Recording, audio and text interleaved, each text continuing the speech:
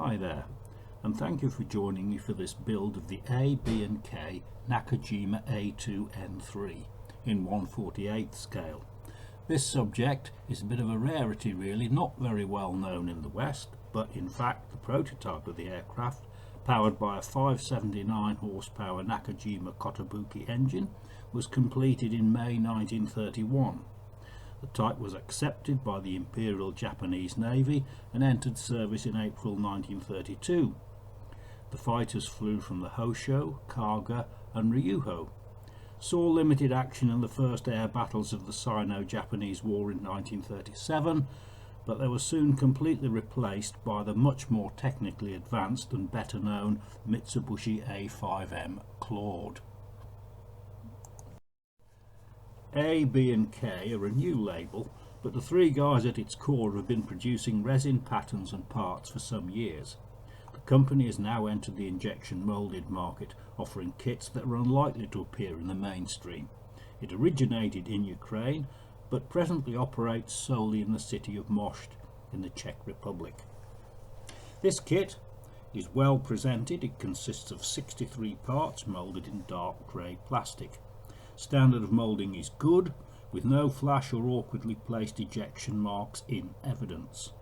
Surface detail, a mixture of raised and engraved lines and panels that look generally effective.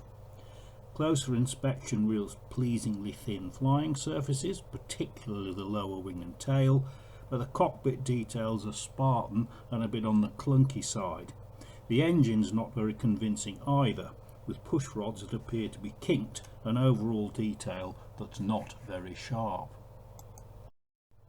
There's an attractive and well produced decal sheet, and very helpfully A, B and K produce 4 aftermarket sets suitable for use with this kit. 3 of them were actually employed in this project. The 2 most useful are the cockpit detail set and the resin replacement engine, as these address the most obvious shortcomings of the basic kit. The engine was used, but not the cockpit set, which couldn't be got in time. There's also a pair of Type 89 7.7mm machine guns and a pair of Type 97 No. 6 land bombs. No guns are provided in the kit, and the bombs add some extra detail and interest, so these sets are well worth investing in.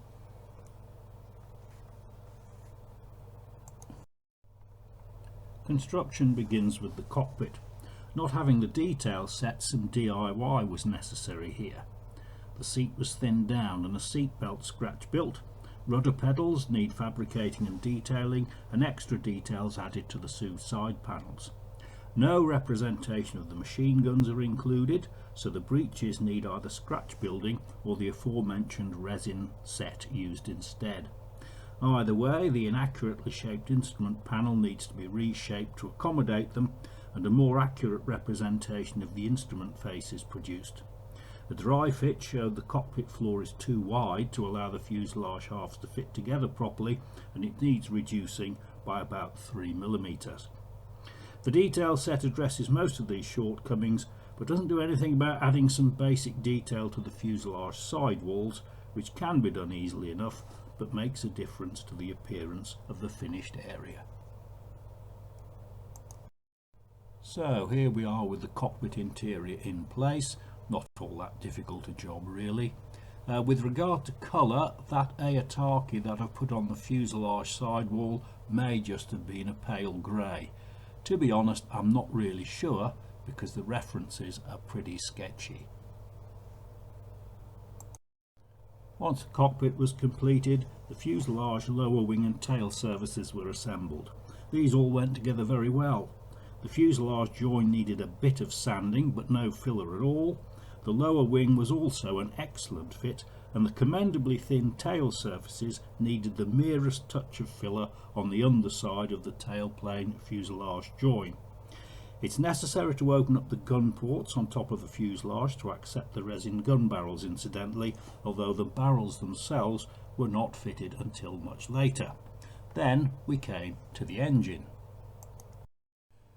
The experience of A, B and K with resin casting is evident in the good quality of the engine components, which are all in resin except for a length of copper wire which is cut up to represent the valve push rods.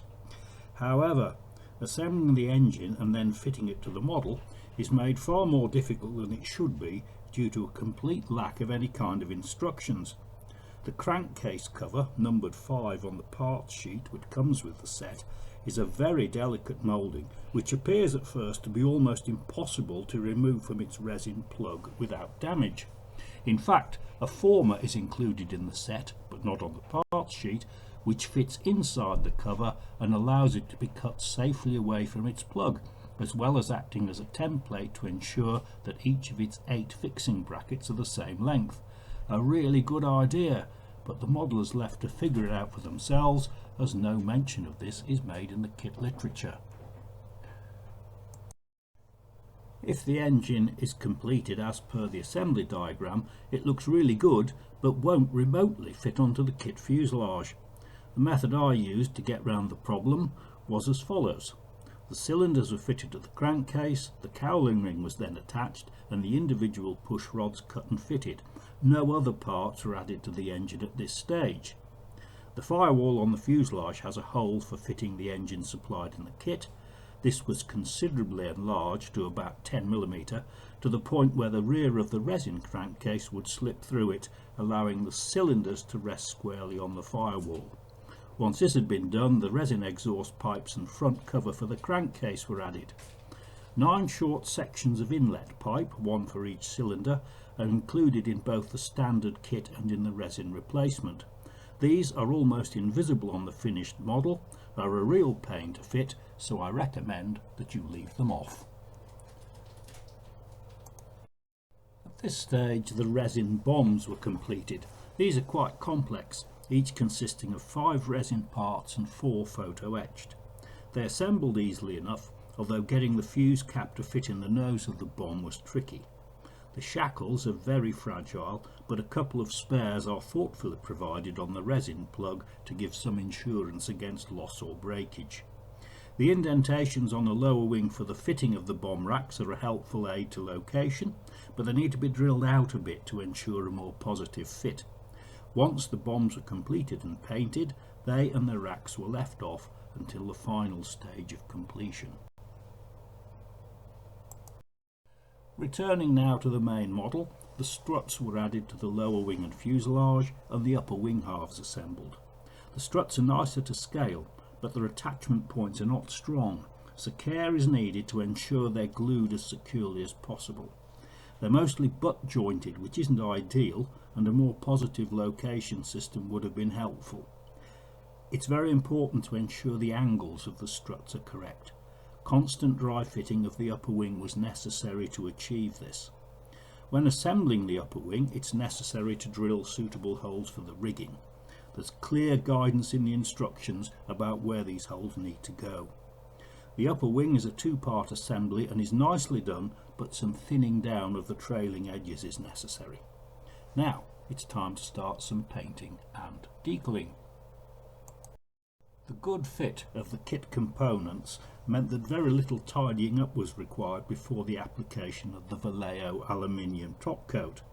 This was buffed with a fine polishing cloth to give as smooth a finish as possible before the red areas of the fuselage band and around the tail were painted. These required some fiddly masking, but the results look nice. I've given details of the colours I've used on the slide in front of you. Some panel highlighting was done using the black wash from Flory Models, and then an overall coat of a 50-50 mix of clear and water was applied to prepare the surfaces for decaling. There are 2 attractive options provided, the Cargo one I thought being marginally more attractive, which is why I chose to use it this time. The decals are well printed and adhere well, too well sometimes, which can make repositioning difficult. The large decal for the upper wing is really too big and would be better provided in smaller sections. Perhaps the chevron separate from the lettering would be a start. The one used in this build disintegrated during the repositioning process and necessitated a DIY paint masking and stencil cutting exercise to resolve the problem. The rest went on very well actually, responding well to the microsalt system and with no visible carrier film. Another coat of thinned clear was applied, and then the final stages of assembly were carried out. The last part of the build really consisted of 3 jobs. First, attaching the top wing. Fortunately, all the struts lined up well, and by the use of superglue a strong enough bond was achieved to allow the model to be subjected to the handling necessary during the next 2 tasks. The undercarriage looks fairly straightforward, but is tricky to line up correctly. It proved best to apply the V-struts first, check the angle, give them time to set, then attach the cross struts bearing the wheels. Once done, the finished components were surprisingly sturdy. Finally, the rigging. Rigging instructions provided in the kit are very good. 2 different thicknesses of rigging material are required. The main wing bracing was done with heavy cable that scales out to 0.3mm diameter in this scale. Too thick for stretch sprue, so brass wire was used instead. You can buy this in straight lengths and cut it to size, or on a roller's 28 gauge beading wire available from sewing shops. This is a cheaper option actually. The wire needs to be rolled out straight using a steel block or a rule on a piece of toughened glass. It can then be cut to length, coloured with AK's burnishing fluid before being attached to the model. On the real plane, the remainder of the rigging was a much lighter gauge, and therefore this can be represented with good old stretch sprue.